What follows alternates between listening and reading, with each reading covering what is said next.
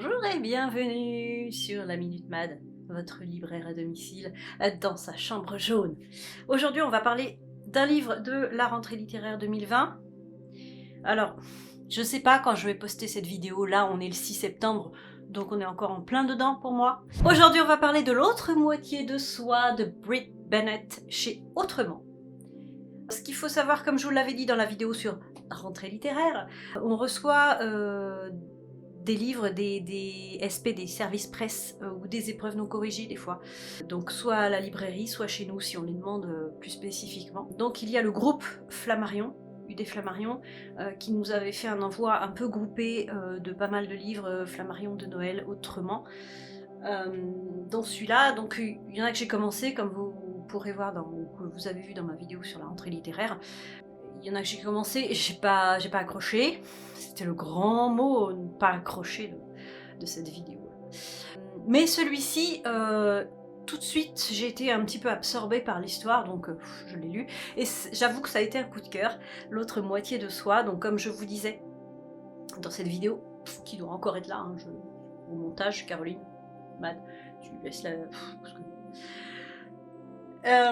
c'est l'histoire de deux jumelles, Desiree et Stella. Elles sont jeunes, elles doivent avoir 16 ans. Elles sont destinées à une vie un petit peu de femmes de ménage. Elles n'ont pas envie de faire ça. Il y en a une qui adore les maths. Enfin voilà, elles ont envie d'autre chose.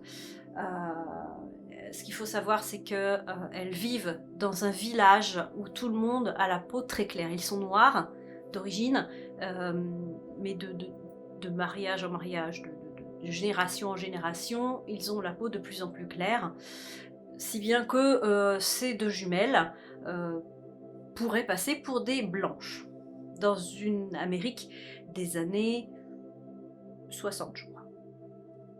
Le contexte est important quand même. Donc elles s'enfuient un soir d'été, elles s'enfuient de leur village et elles vont à la Nouvelle-Orléans, là où elles vont dégoter un boulot, etc. Bon, c'est pas la grande vie non plus, hein. Et il y en a une des deux qui se barre. Donc Stella se barre. Desiree se retrouve sans sa jumelle et elles vont faire leur chemin séparément. Donc nous on va suivre un peu plus Desiree au début, qui va se marier avec un avocat qui est noir, et donc ils ont un enfant à la peau très noire. Plusieurs années après, Desiree revient parce que son mari là-bas. Desiree s'enfuit et revient dans son village natal, donc elle retrouve sa mère. Elle dit bon, c'est vraiment histoire de retrouver autre chose, quoi, de rebondir. Je vais me poser là une semaine, 2 semaines, un mois, et puis après je repartirai. Et en fait non, en fait elle fait sa vie ici, elle établit sa vie ici.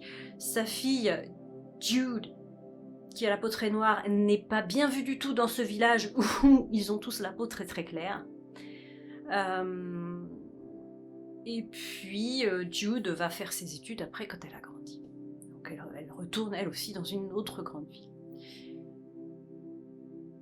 À ce moment-là, il se passe quelque chose qui fait que on va retrouver nous la trace de Stella, la jumelle qui était partie. On va retrouver sa trace. Et c'est ça aussi, ce qui est intéressant, c'est qu'il y a une sorte de bouleversement un petit peu dans la narration, c'est-à-dire qu'on suit les jumelles, ensuite on n'en suit plus qu'une, ensuite on suit sa fille, ensuite on suit le jumelle, enfin voilà, et on n'est jamais, c'est jamais ennuyeux, il y a toujours quelque chose qui se passe, et dans la tête des personnages, ça doit être un grand bouleversement. L'autre moitié de soi, c'est ça aussi le titre, c'est que ils ont chacun perdu une moitié d'eux ou d'elle, parce que bon, il y a beaucoup de personnages féminins, mais il y a aussi des personnages masculins, qui sont toujours à la recherche de quelque chose, de leur identité. Est-ce qu'ils sont eux? Est-ce qu'ils voudraient être quelqu'un d'autre? Et il y en a une qui a perdu sa sœur jumelle, donc quand même il y a quand même une espèce d'osmose. Enfin, tous les personnages sont super intéressants. C'est pas des personnages qu'on croise tous les jours. Et voilà, et ça nous donne envie vraiment de les suivre et de savoir ce qui va se passer. Et voilà, c'est un de mes coups de cœur de la rentrée littéraire. l'autre moitié de soi, donc je le conseille vraiment beaucoup à la librairie, voilà, parce qu'il m'a vraiment, je sais pas, il y a un truc. Il y a un truc, ça m'a happé. Voilà, j'aime bien dire ça, parce que c'est vrai, c'est l'impression que j'ai eue, j'ai été happée par le roman. Très très très belle surprise, donc, parce que je m'attendais pas vraiment à le lire, je l'ai lu parce qu'il était voilà, dans la sélection qu'on m'avait envoyée, et puis, ah, voilà, très bonne surprise, je vous le conseille, L'autre moitié de soi de Brit Bennett chez Autrement. Voilà, est-ce que vous avez eu des coups de cœur? Parce que maintenant, là, je pense qu'il est un petit peu tard hein, dans l'année. Des coups de cœur rentrée littéraire. Alors, je vais dire rentrée littéraire, je vais être large. Hein, je vais dire entre 15 août et fin septembre. Voilà, parce qu'il y en a vraiment beaucoup qui sortent, hein, même si on a dit cette année, ah ouais, à cause du coronavirus, il y en a que, je sais pas, 520 qui sont sortis. Quand même. Hein. Donc, forcément, on peut pas tout lire, mais voilà, quand on rencontre des perles comme ça, bon, c'est bien de les mettre en avant.